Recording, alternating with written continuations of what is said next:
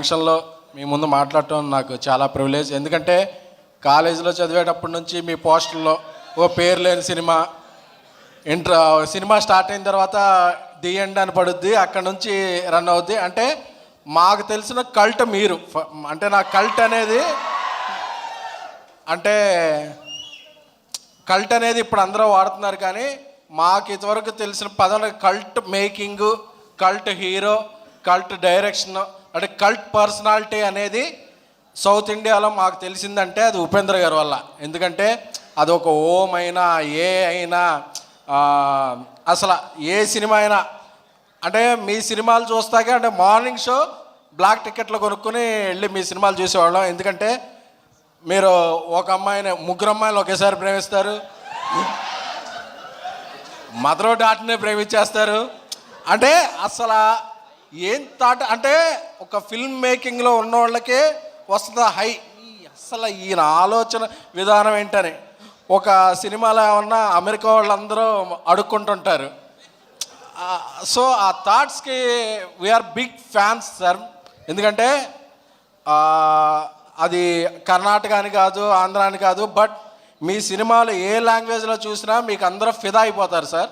ఎందుకంటే అది మీ యాక్టింగ్ అయితే ఏంటి, మీ మేకింగ్ అయితే ఏంటి, మీ థాట్ ప్రాసెస్కి I'm very very very big fan sir. So అలాంటిది మీ సినిమాకి అతిథిగా రావటం, నేను మాట్లాడటం, so it's a great privilege to me. మన చంద్రు గారు, మనోహర్ గారు చాలా ప్యాషనెట్ ప్రొడ్యూసర్స్. లహరి అంటే ఒక బ్రాండ్. నా చిన్నప్పుడు చిరంజీవి గారి సినిమా ఏ ఆడియో కంపెనీ చూసినా మాస్టర్, ఇవన్నీ కూడా హిట్లర్, ఈ సినిమాల ఆడియో క్యాసెట్స్ అర్ధరాత్రి కొనుక్కునే వాళ్ళం. ఏంటంటే లహరి అని ఉండేది. లహరి అంటే అప్పుడు మాకు అందరికి ఒక బ్రాండ్.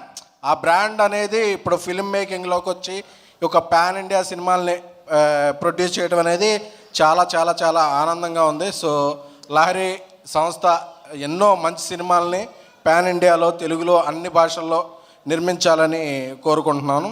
అలాగే చూస్తున్నప్పుడు నేను పైకి వస్తున్నప్పుడు సారథి గారు ఇక్కడ ఉన్నారా, రైటర్ సారథి గారు ఒక్కసారి.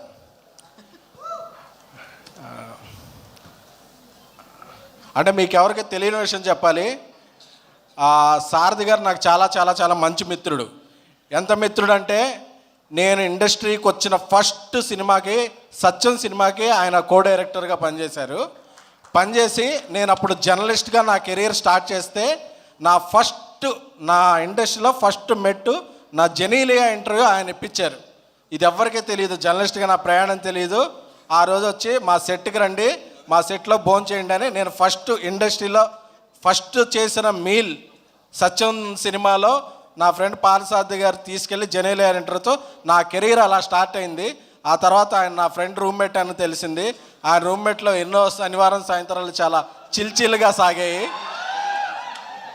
తెలుగు 360 వెబ్సైట్ ఉంది కదా ప్రదీప్, తన రూమ్మేట్ సారథి.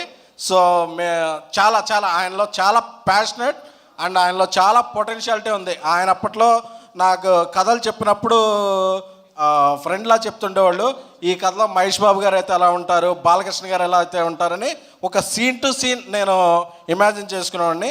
నేను వచ్చినప్పుడు ఈయన దీనికి డైలాగ్స్ రాశానని నేను చాలా చాలా ఇదేనండి.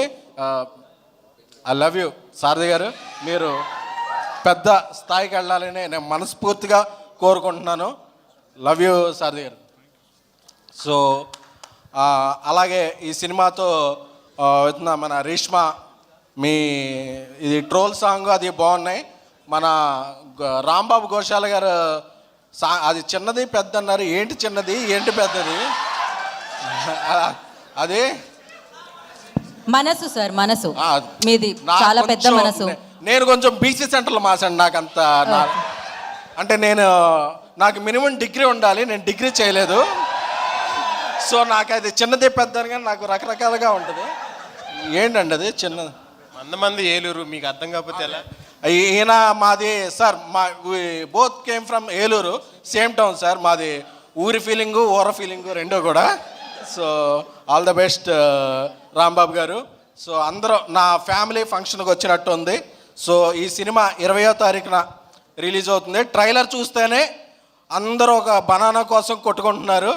సో అక్కడే ఉపేంద్ర గారు మార్క్ అలా స్టాంప్ వేసేశారు. సో మన ఆంధ్ర, కర్ణాటక, తమిళ, మలయాళ, హిందీ ప్రేక్షకులు కూడా, ఎందుకంటే ఇప్పుడు ఇండియాని రూల్ చేస్తుంది సౌత్ ఇండియన్ ఫిలిమ్స్.